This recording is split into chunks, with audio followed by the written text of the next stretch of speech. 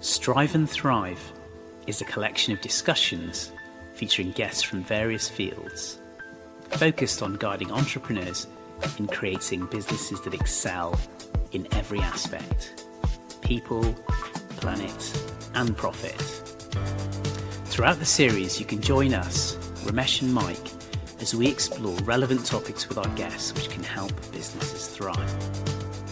Romesh and I met while I was supporting a client transforming their business, and I needed finance director support and reached out to him and his team. Since then, we've become good friends who share a passion for business and entrepreneurship. If you like today's discussion, then you want to subscribe to our YouTube and Spotify channels.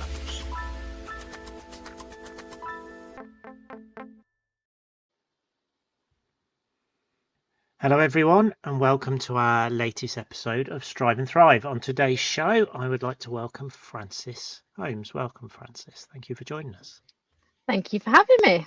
You're welcome. So I've known Frances for a long time, but Frances is an award-winning founder of Speak Out Revolution. And we'll come on to talk about that very interesting business as part of this discussion.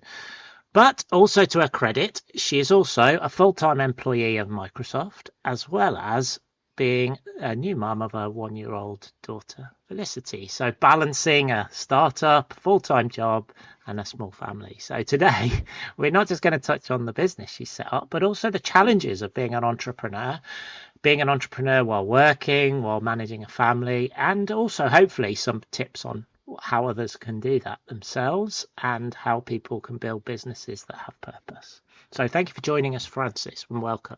So could you, as a start of 10, in a very brief, we'll give you a 60-second challenge, kind of summarize your career and how you've got to where you've got to today? Yeah, I'll give it a go. My career journey has been more of a roller coaster and accidental paths with no strategic direction. I started off as a mathematician working for UK government, realised I did not want to be a mathematician at all anymore. Quickly moved into consultancy and technical advisory role, finally landing with Mike for my sins, working with him in UK defence, again in consultancy, leading to innovation, and coming full circle back to Microsoft doing tech, data. And on that journey, I also founded Speak Out Revolution whilst working full time in these very high, stressful careers. As more of an accidental project, a mission that we knew there was a problem, trying to solve it, and a company popped out the end of it. And now we're trying to build that whilst also running our full-time jobs and families. Is that a good overview? That's brilliant. What I'll do is pass over to Romesh and let him deep dive into Speak Out. Brilliant. Frances, welcome to the podcast, and really happy to have you on. So wow, that's all I can say as my first observation. You are juggling lots of things right now.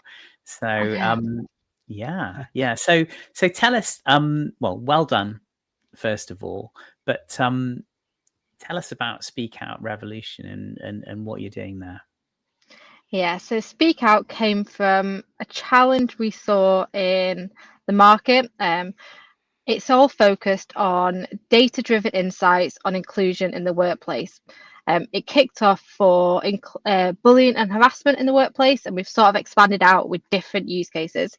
But that's where our key mission lies: collecting individuals' lived experiences anonymously, and then sharing the data insights with organisations that will drive change, and individual organisations that really want to improve their processes and procedures to help their staff. It started as an idea. We knew there was a challenge. We went and tested it in the market a bit by accident when we were helping a friend overcome their issues in the workplace, realised that their leadership literally didn't care that there was a challenge in their workplace, even if we had data to back it up. And we knew that we had to address it more systematically and more holistically across a global insights rather than an individual organisation. And that's when Speak Out Revolution was born. Fantastic. So I can see the link between your kind of maths background and the love of data. I'm into data myself, so I really appreciate that. But so can you tell us more about what data you're collecting and how is it harnessed by your client organizations? Yeah, so we've got an anonymous survey on our website that anyone who's experienced bullying harassment can go and complete and share their lived experience. And it has both qualitative and quantitative data, so numerical side, and also people's lived experience in words fashion as well. So you can share your experience and your route to resolution, because we see that's where most organizations can fail. Then we display the quantitative data, so all the numbers, open source on our website through our dashboard called the Speak Out dashboard.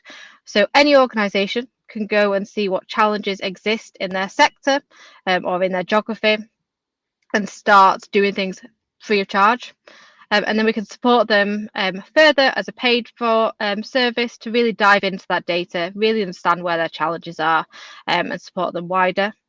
We also do data partnerships with other organisations that are driving really impactful change, because we want our data to help people. That's the key. That's why we're collecting it. We want to solve the systematic issues, and we're not going to do it on our own. So we also help other organisations change legislation, go out to industry, go out to academia to help. Our latest big thing was with Can't Buy My Silence, which is an amazing win, changing the way NDAs are used in the workplace for harassment and bullying, which was a great success. Wow, so that's a real example of a win there. So can I ask what's motivated you? And you're a co-founder, right, of the business? Is Yes, that right? I am. Thank God for Marie Hemingway, who is my other co-founder. She is absolutely amazing. She is definitely the driving force, and I run on her coattails. What's driving us? So I think when we started it, we knew there was slightly an issue and we wanted to find out more. For us, as I'm a mathematician and she's a physicist, we believe you can't solve a problem when you don't understand it fully. So collecting data was how we understood the problem better. The more data we got, the more of an issue we realised bullying and harassment is in our workplaces, and no one is really solving it. There is little things in place, but actually when these challenges arise in organisations, they go and hide behind a legal firm to do an internal survey that's then protected data. They don't share the results with even their employees, and they say they've found a route to resolution, but actually nothing changes. And this happens again and again. So we need to raise awareness of these challenges, show that they are so prevalent in our workplaces through the data, and then really change it on a systematic level, on a government policy level as well. So you're really kind of really trying to collate huge amounts of data, ideally to make a true impact and a fundamental change to this area. And I love that. That's hugely motivational. It's obviously something you feel very strongly about. But one thing strikes me, and I talked about this when we just said hello. How are you juggling all of this? How are you managing a full-time job, being a mum, and a part-time entrepreneur? I mean, is it really part-time? I mean, how does that work? You're never going to, I suppose, have everything. I think that is such a lie and a dream that people are sold that's not realistic. I'm failing at everything at all times and just getting by. And I think that's the best way to do it, because you learn. I'm sure some people will thrive all the time, but I think it's just figuring out what your priority is at that time, juggling it to make it make sense. No, of course, Speak Out is not part-time, but sometimes it's more, sometimes it's less, and you do it as a team.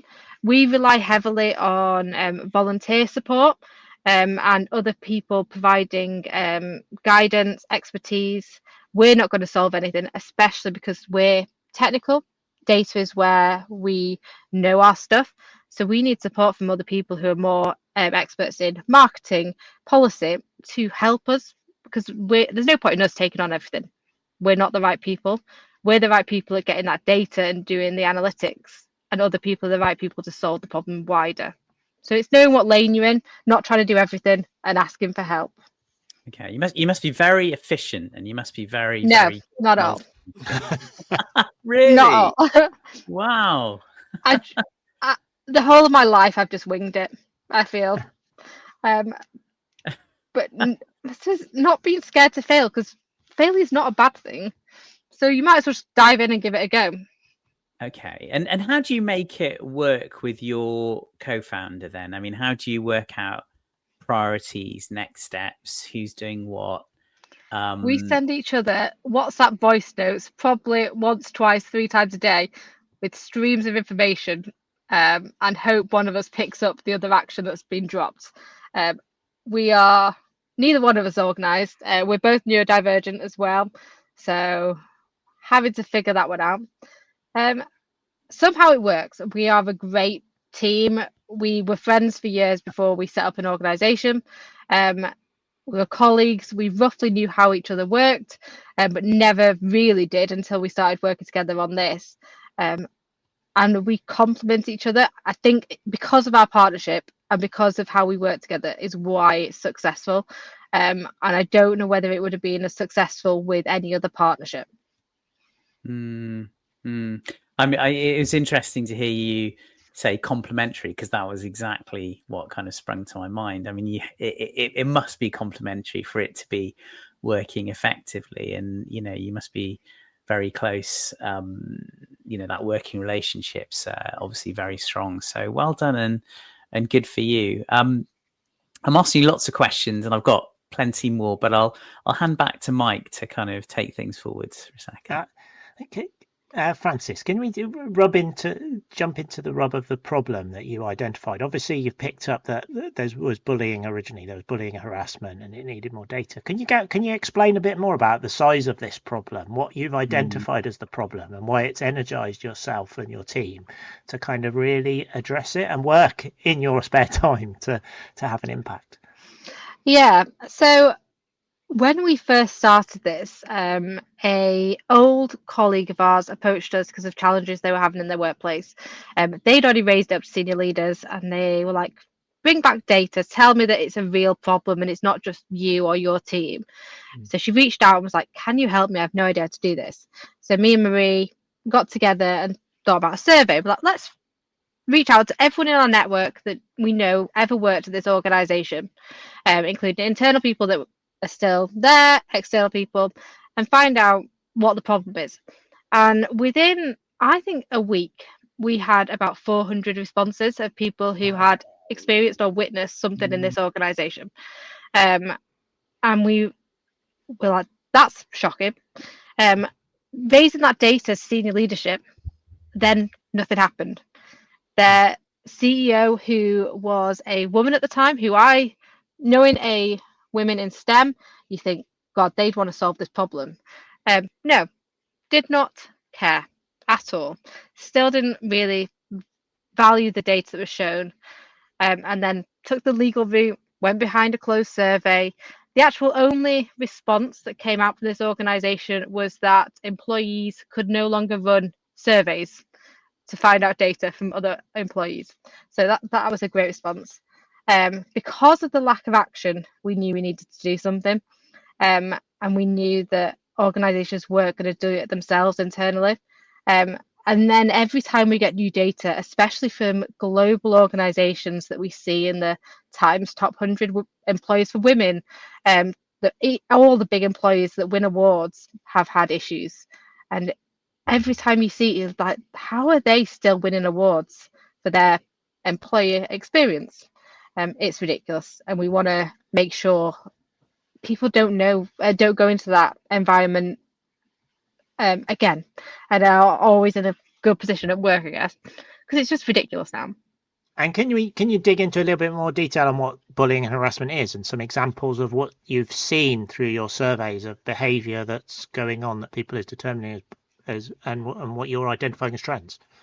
Yeah, so This is all open source in our dashboard, so go and have a look. Good plug. Driving Good plug. traffic. I know I didn't look really well there. But so bullying harassment ventures from slide comments that are continuous in the workplace, all the way up to full-on physical interactions, sexual harassment, and it varies drastically.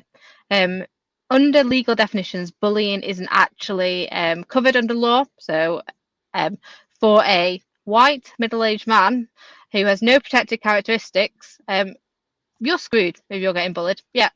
Because you really don't have a legal leg to stand on. The only thing that's protected under law is harassment, and that is for protected characteristics. So there's such a double standards in what bullying harassment looks like, and then what's covered in law.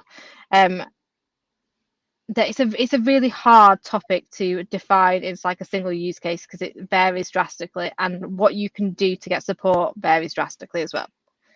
Is that something that you're aiming for, Frances? A change in the law? Yes, it is, but figuring out the right wording to take that forward and driving support for it is really, really challenging. That's why we're starting with sort of the NDAs and tackling the underlying issues to then be able to bring it up wider. But it's such a big topic that defining it under a single law is challenging. I know you've explained the NDA situation to me a couple of times, Frances, but do you want to kind of elaborate a little bit more on what the current problem or the previous, I guess it's prior problem now, you've managed to get some policy change. In the UK, not globally. So for those who've not heard of Can't Buy My Silence, it was set up by Zelda Perkin, who was Harvey Weinstein's PA, who broke her NDA. And it's to stop the misuse of NDAs when it comes to bullying and harassment in the workplace. We hear it time and time again when employees go through their route to resolution when they've reported bullying and harassment to their HR department. When they come to the resolution, which, shocker, is not really a resolution, and they leave the organisation, which happens an awful lot of the time, they're given a here you go, here's a handshake with some cash, leave quietly, but never talk about it. And that's where the NDA comes in. We've stopped the misusing NDAs for anything around bullying and harassment. We understand NDAs for business information, but not for your personal experience. So that's what it refers to directly, the personal experience of that individual.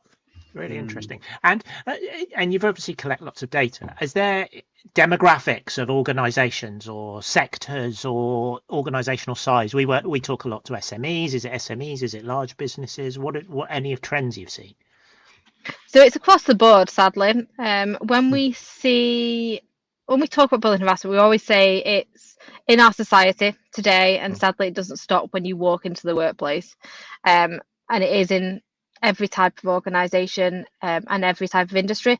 Our data do show industries that have it more prevalently, but we do, with our data set, we always think there might still be bias in it because we come from a STEM background and there's a lot of STEM organisations that are identified in there. I always find it really interesting of the demographics that don't sit in STEM that show up continuously in our data. NHS being one, charitable organisations being others, that we don't normally have connections with. So the fact that it's very prevalent there is interesting and highlights the challenge. And do you think it's linked to any specific type of management style or the way organisations are structured or people's understanding of bullying, harassment? Do you think there's underlying causes in there that you've been able to grapple at to try and see what might be the underlying effects rather than the NDA, which is the outcome effect? So all of the above, to be honest. Lack of proper training for middle managers is key. The fact that societally, when you are in a room with a senior leader, they're de facto the person you all look to for guidance. So if anything happens in that room that's a bit negative, or someone makes a snide comment, or something is not quite right, if the most senior leader in the room doesn't act corrects or sort of condones that behaviour, or if he doesn't say anything or they don't say anything, it's condoned automatically. That behaviour then escalates. I don't believe the senior person in the room realises it's 100% their responsibility to call out that behaviour there and then, otherwise it gets worse. And that responsibility to be the instigator in challenging those behaviours is never really discussed, and no one wants to challenge. It's really, really hard to challenge, and I recognise that even being in the industry and knowing how to do it safely, it's so hard. So trying to expect that of your senior leaders without telling them that's expected, or the impact of them not doing that, has such a knock-on effect into the culture. And sadly, we're just not informed that that's a really big impact. We did a podcast a few weeks ago with someone called Lisa, talking about how difficult it is, how shit it is to be a middle manager. Sorry, and you talk about middle managers and how individuals are often very good technically, then suddenly they're thrown into quite a difficult management position where they get director level pressure, they're getting organisational level challenges from their teams, and they're ill prepared. It's interesting that you define that cohort as one of the challenging areas as well, in that those individuals are being let down as well by not being able to be trained or not being aware of what is expected of them in that environment. So it's not just them necessarily doing it maliciously as much of not knowing what to do. No, don't get me wrong, there are malicious people out there. Yeah. But they're failed as well. Because if they're not set up with the tools to manage people, which is a complete skill in itself, being a manager, if you've not got the tools to do that, you're already going to be failing. That's the way you described that dynamic in that meeting was really, really interesting. Quite powerful visual, I think, in terms of how these things kind of play out.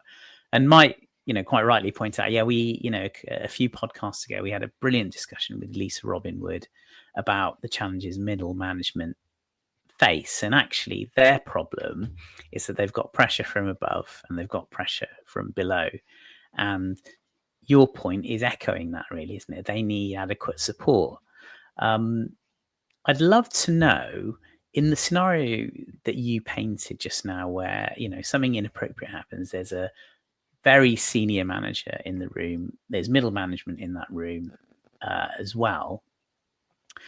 How should both sides or both aspects, how should they react? You mentioned senior leadership should get training on how to challenge in a safe way.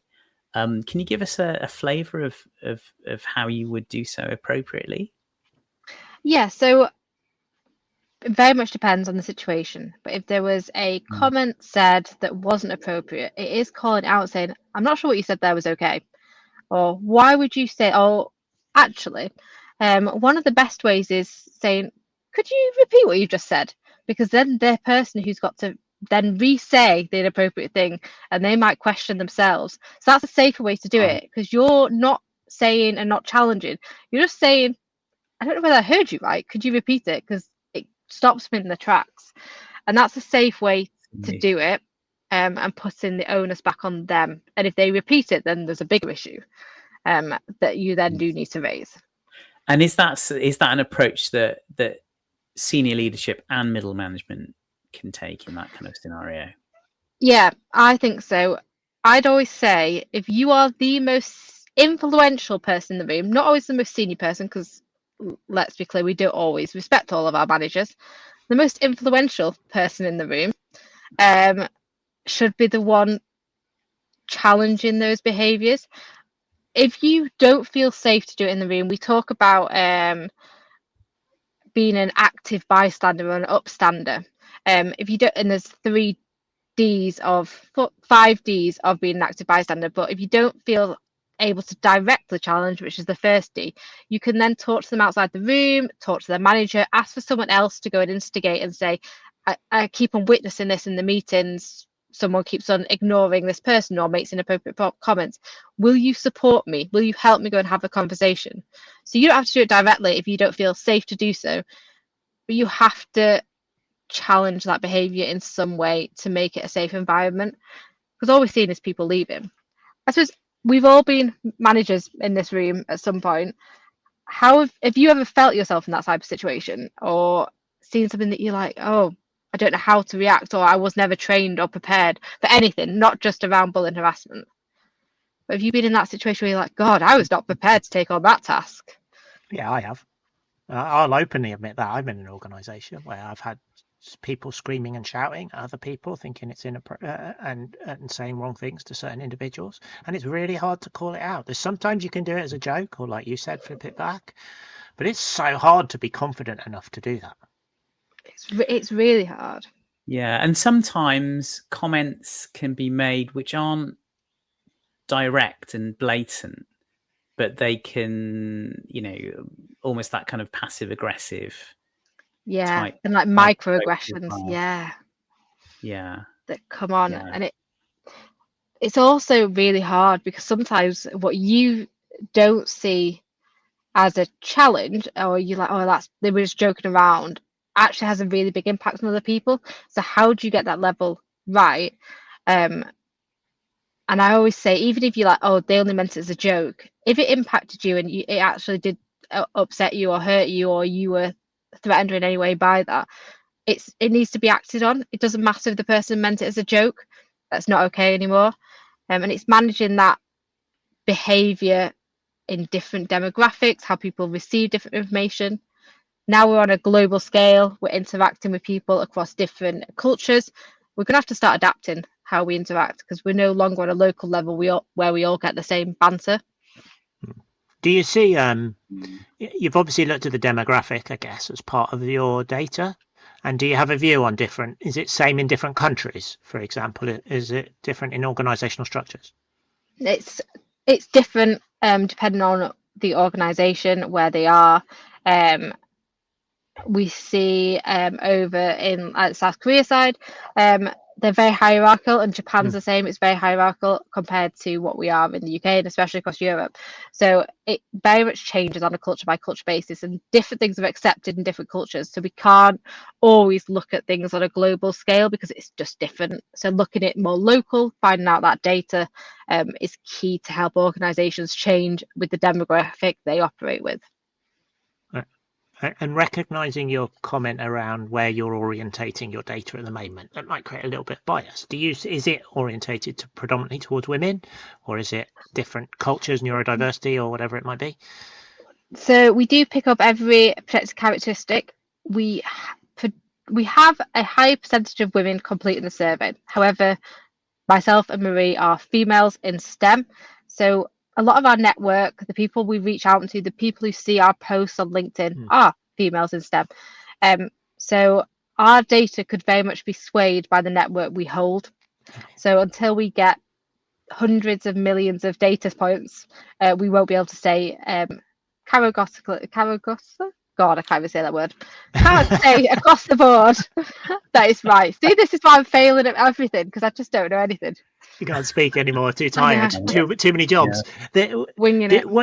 What would be sort of turning it around? What would be your recommendation to a founder, a SME, or even a senior director, manager in a large organisation, if they were to come with your set of information and say, look, there's trends of bullying in your organisation. What have you seen as good practice, and what have the outcomes and benefits been of that good practice? So I would say, sadly, bullying and harassment will show up in your workplace at some point, because different people coming together, it just exists in society. It's your route to resolution, those processes and procedures that are key to getting right. It's believing the individual when they first talk to you about it, responding well at that first reporting stage, if that's a manager, if that's you telling a colleague. That first interaction has more impact than the whole process itself. If you were believed and people said, I want to support you, I completely believe what you said, let's figure out a way to resolve it, that interaction is more powerful than all the rest of stuff going Amazing. What a great insight. That's so interesting. So it's kind of being open and supportive, right? And allowing that communication channel to exist that is seen as a safe space. So What other insights? What other patterns?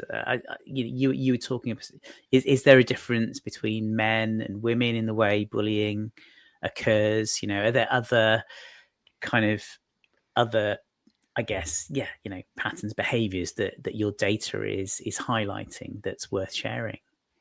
So one of my big things that I was shocked by was that individuals, especially men being bullied by women, every time we see this happening, the individual talks about how they just didn't see it happening. Like, it took them ages to realize that they were actually being bullied and harassed because of how they saw that demographic, their sort of relationship, and they didn't really see it until they were literally probably crying at their desk thinking, I don't want to go into work, or I don't want to be here.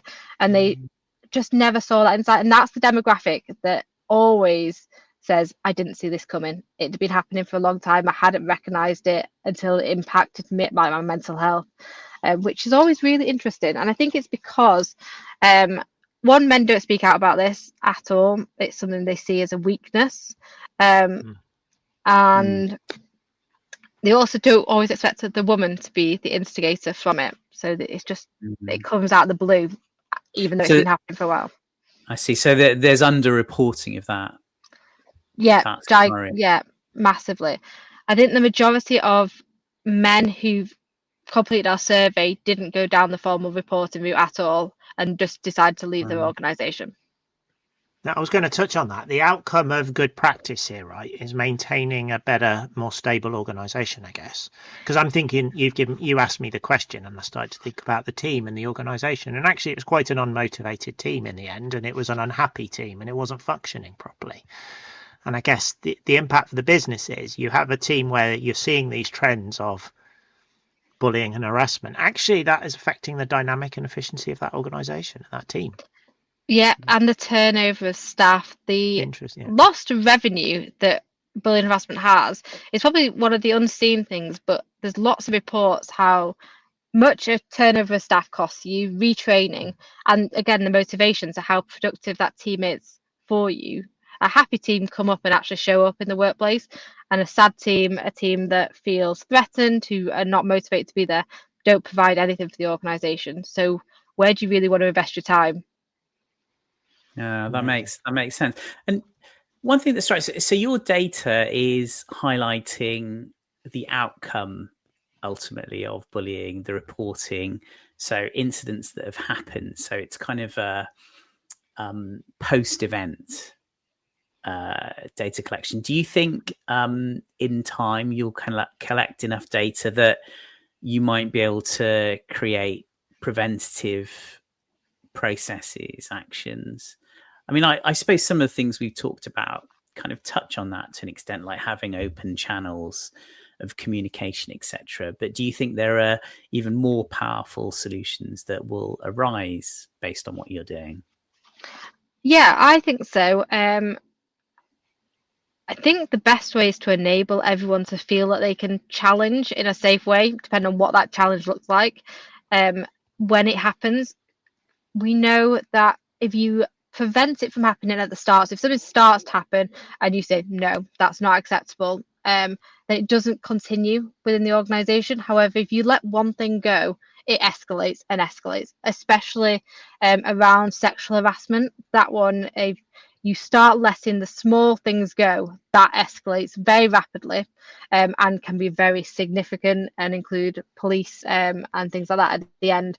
So that, especially sexual harassment, but any type of toxic behaviour needs to be stopped at the start. Otherwise, it gets worse. Yeah. So interesting. Have you got any areas? Yeah, so I was just going to jump on. Have you got any other areas that are insights from this or interesting areas? Because otherwise, I want to touch on how you set up Speak Out and Frances's journey. No, I think we've covered all of the top things that I think. I'm sure Marie will kill me saying no, I didn't talk about this, but sorry. she'll get to reply later and add some comments. Have you? So it's obviously the way you talk about it, Frances, and I've known you for a long time, and I knew when you set it up, you went for it and you were passionate about it.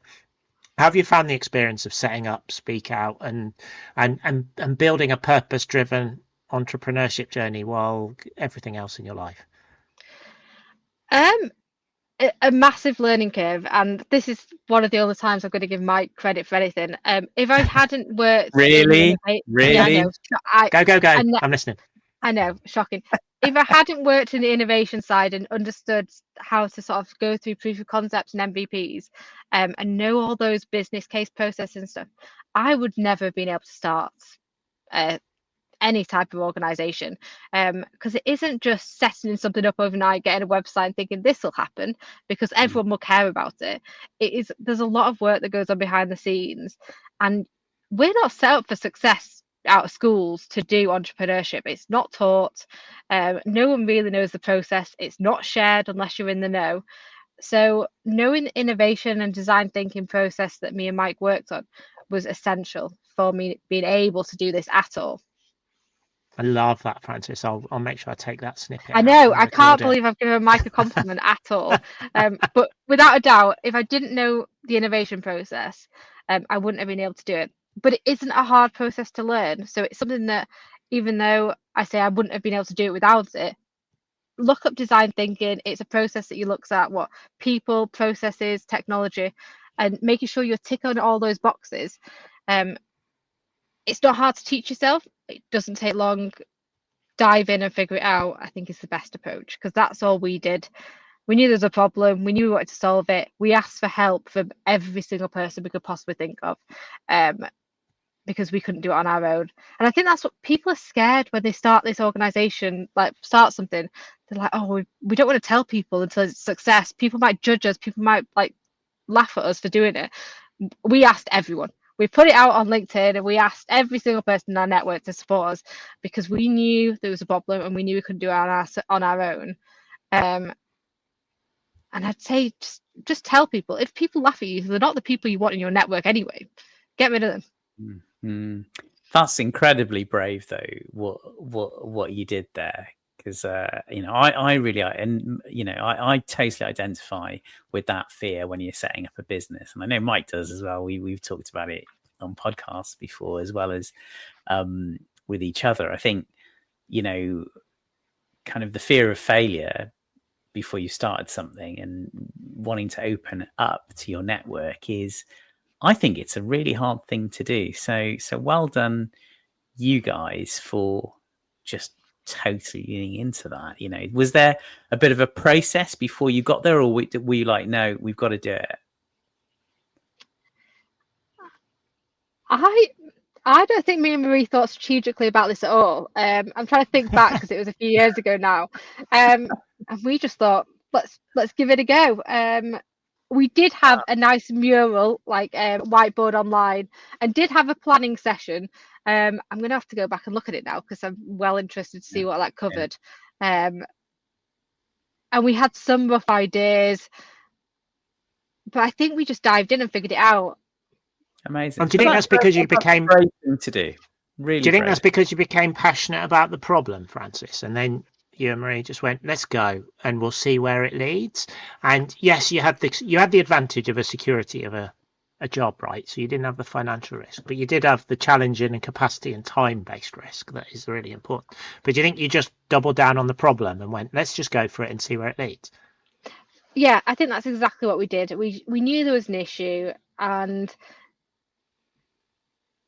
we just dived in. It's really hard to explain how we did it, because we couldn't have started what we did without support either. We reached out to every organization who would give us free things. So we got free access to software so we could start doing Mural. We got our G Cloud stuff. I'm sorry, I work for Microsoft, but we're on Google for Speak Out because they gave us a great deal on that.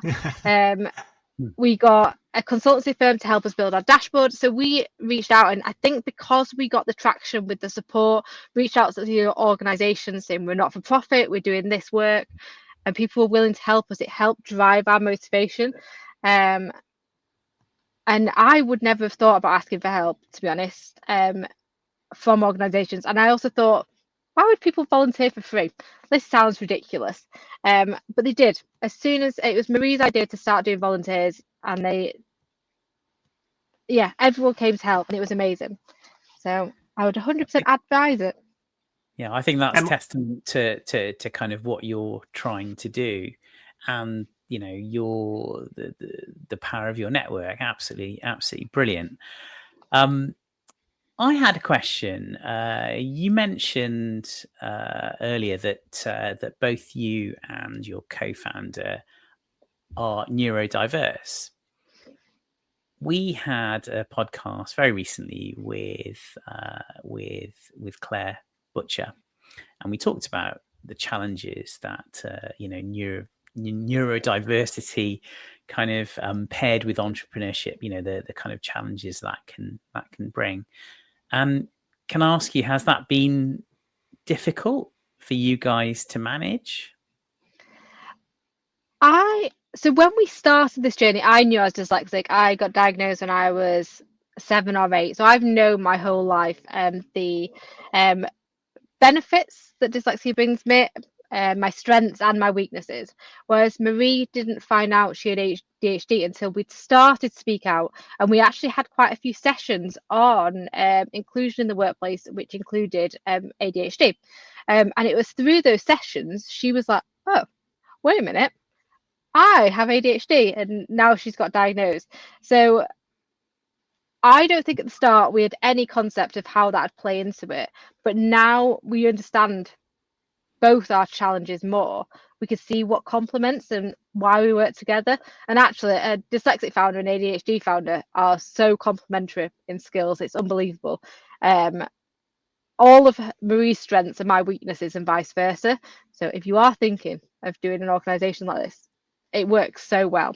And it's probably why me and my other half worked really well in our household, because he's ADHD as well. So all complementary skill bases. We're like a full person together. Okay. So you've got that complementary set of skills, which is awesome. You've got neurodiversity elements in there as well. Have they at times been kind of more difficult, or have they in some ways helped? 100% both. I feel like every type of thing has its positives and negatives. And we're both still learning about what our strengths are. There are massive negatives to being neurodiverse, being organised. As you said earlier, that I must be organised. I am not. I forget everything. I have to write myself lists. I have to make sure I put meeting invites in my calendar to remind myself to do things. I have like my MOT meeting invite in my calendar every year, so my car actually goes in and doesn't just not get checked. So from a business point of view, it's really hard to run things when you can't remember. But luckily, Marie remembers everything, but she then has a hyper focus and her like not being interested at all. So it's jumping on her hyper focus when she's on it, and me managing everything around her. And then when she's off the hyper focus, it's me diving in on that, and she manages other things as well and finds that new interest. So it's figuring out how it works between us. But we fail every day and figure it out, and forget to email people back and forget who we've talked to. And I think you're just winging it, just figuring it out. It doesn't matter if you get it wrong. Like it doesn't matter who's going to remember. Well, I honestly, I think, it's the support element massive. We're talking about neurodiversity here, but I think you're really talking about being a founder in a really busy whether you're a busy job, you're a busy job because you've got multiple jobs, right? But all founders are busy. We've seen this trend on Strive and Thrive all the time, where founders are busy, there's too much to do, they don't know how to manage it, and ultimately you have Romesh talks about it really nicely. It's like a roller coaster ride. You have days when it's really good, but you don't really celebrate it. And you have days when it's tough and you're like, oh my God, I've got to do another 17 things and it's really hard work. And you like beat yourself up. That's the same experience for any founder. But what I think your use case is interesting for me is we've been talking a lot to people to become entrepreneurs part-time. If they've got a purpose-driven initiative, set it up. and try and get it started. It might not be full-time work. It might be 1 day a week. It might be weekends. It might be part-time, but feel like you can do it. And I think you really importantly touched on something, Frances, which is around our education system and how we are not preparing people for entrepreneurship. I don't think it's a big learning curve, but I think you can teach people go for being an entrepreneur. You can do it. It's not a huge learning curve. It's just give them the right sort of broad skill sets required to be able to be confident enough to give something a go. You don't need £1 million of 5 days a week and full-time salary to get going. No, we started with a GoFundMe page. I think we raised something like £2,000, and that lasted us a year and a bit. We're just running our website, keeping everything lean, and we both worked full time at the time. For me, I could not stop work. I had a mortgage to pay. I didn't have a child at the time, thank God, because I tried to set up an organisation with a child, which Marie did, my co-founder. Hats off to her. She also learned to fly in that time and has got a PPL. She is like Superwoman. But you just aren't going to be able to do everything. Just give it a go and see what works. If it starts moving really fast and starts taking off, start managing your time. Figure out whether you can go part-time. You want to dedicate more time to your passion project. When that's the right time to do it, you'll know, because you'll start seeing that revenue land, or you'll start seeing all those contracts come through, and you'll be able to manage that time. Flexible working is now ingrained in the way our organizations work. If you are not in an organization that's flexible, if you're in an organization that's mandating you being in the office 5 days a week, look for another job, because many organizations out there are not mandating that and do thrive on their staff being flexible and be able to work in the hours that suit them. For me, when I moved from one organization to Microsoft, and coming here, I said, I'm a not-for-profit. I do not want to work Friday afternoons, but I want to be paid full time. So I want condensed hours, and that's what I want to continue doing. This is my not-for-profit. This is what I want to work. I won't join your organization unless you enable me to do that. And instantly they were like, yep, that works for us. We're really happy with that. Now with my child coming in, Speak Out slightly on the back burner because she's only in nursery 4 days a week. So I could move my condensed hours to look after her on Wednesday, me and my other half share it. And Microsoft has just been so flexible with that. And then Speak Out will start back up and running with it again properly when I have that time, when she's back in nursery full time. So it's just finding the organization that works for you. Microsoft is global and it's still that flexible. So if you're not being that flexible, you're failing your staff anyway. And another Speak Out issue, but it's just finding the one that works for you.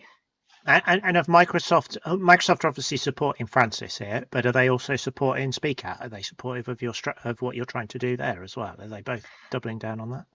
So they're very happy with what I'm doing, but I don't get publicised by Microsoft. It'd be really good if they started publicising what we do. Yeah. Interesting. We'll see whether that happens. Microsoft, hit me up. So. Really good. Romesh, what are your insights from this? Anything you'd like to reflect on? Some really good ones. I think, Frances, I'm just getting, you and your co-founder you've just gone for it, right? So you make it sound positive, and neither one of us would say that we were brave, or I don't know. We are both figuring it out. We know we're both amazing because we are. I mean, I'm the best person. I think you say it so matter of factly, but that's great. That's great. But not everyone can do that so readily. So I think you should give yourselves a real pat on the back for that. I think bravery, going for it. I think having clarity in terms of what you're trying to do is really important. And I'm also getting that supportive, complementary relationship you've got with your co-founder, which enables you to flex, so you can be a part-time entrepreneur and do something you're really passionate about whilst having an understanding, full-time employer that's supporting in that way. So I'm getting all of that in the round, and I think it's building up a really inspirational picture. And it shows, doesn't it? It goes to show that entrepreneurship isn't just one way of doing things. There are so many ways. And if you've got an idea, passions, thoughts, get yourself the right dynamics and environment, and you can achieve great things.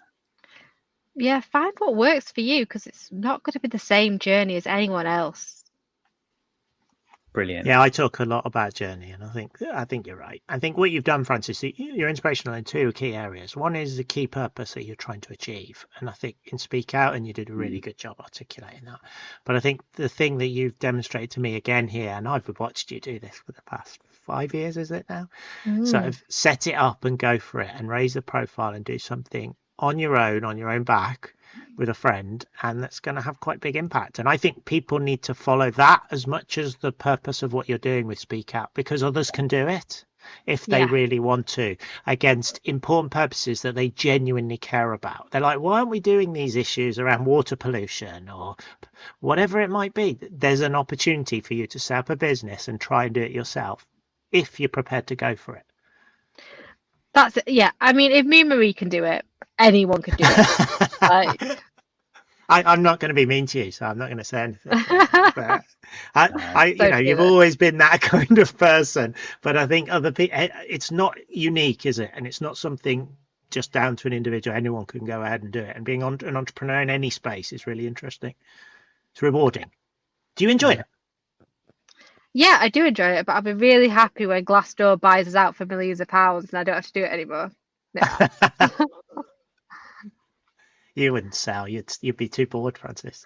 Marie would never let me sell, so it'd be fine. Well, we can start a new business if we sell. We'll start something else. You would do something else, wouldn't you? Yeah, we would, 100%. So. So what's next for you over the next couple of years then, Francis? I don't know. We've not thought that far ahead. Actually, we are trying to figure out our next step for Speak Out.